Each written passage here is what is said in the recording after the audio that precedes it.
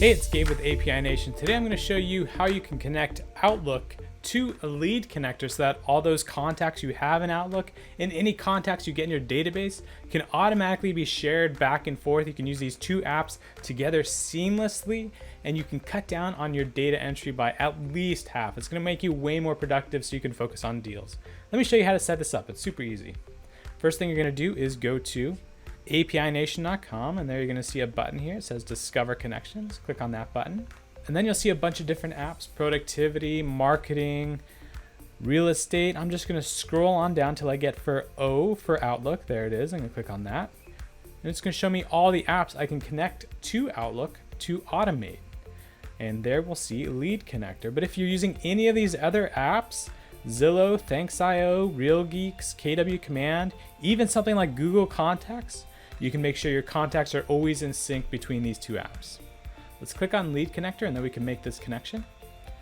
Two syncs are available: LeadConnector into Outlook and Outlook back into LeadConnector. There's a flat rate here at the top, and that covers all the syncs on this page. So I can use one sync, both syncs 2 or 3 different times with slightly different rules, and it's always going to be the same single flat rate. I'm going to start with LeadConnector into Outlook, and then I'll come back and go Outlook into LeadConnector. So the first step is to go ahead and sign into your API Nation account, or if you don't have one, just create one. You can click here and create one. You can even create one by using your Google account if you have one of those. I'm going to go ahead and go that route. Use my Google account and choose this.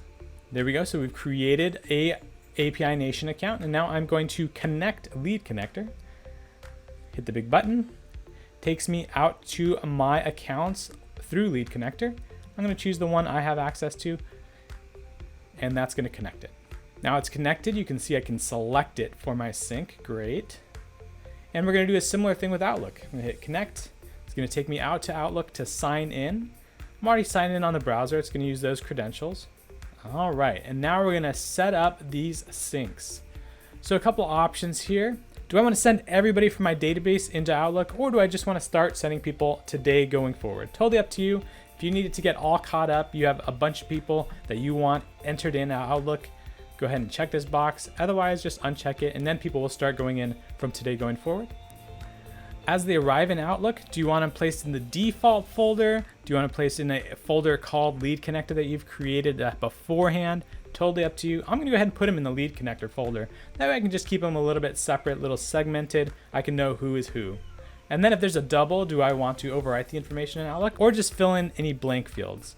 I'm going to go ahead and just leave it. I'm going to overwrite the information in Outlook. Hit subscribe. All right, we've now created the sync. We've created the subscription. I just have to hit this big button to activate it. You can do a final check. Go through here. If there's anybody you want to filter, you can use this general use filter. And then you can check out the mapping: first name, last name, phone. We do most of this for you, but if there's anything else you want to add, just hit this plus button, find the field you want added, and enter it in there. I'm going to go to the top and activate this sync. All right, the sync is now up and running. Now we're going to set up the second half of this connection. I'm going to go ahead and click on this LeadConnector logo. It's going to take me back out to all the connections available for my database. We come down here to Outlook. There it is. And we're going to do the same thing this time. We're just going to go Outlook into LeadConnector. All the apps are already connected, so I can just select them.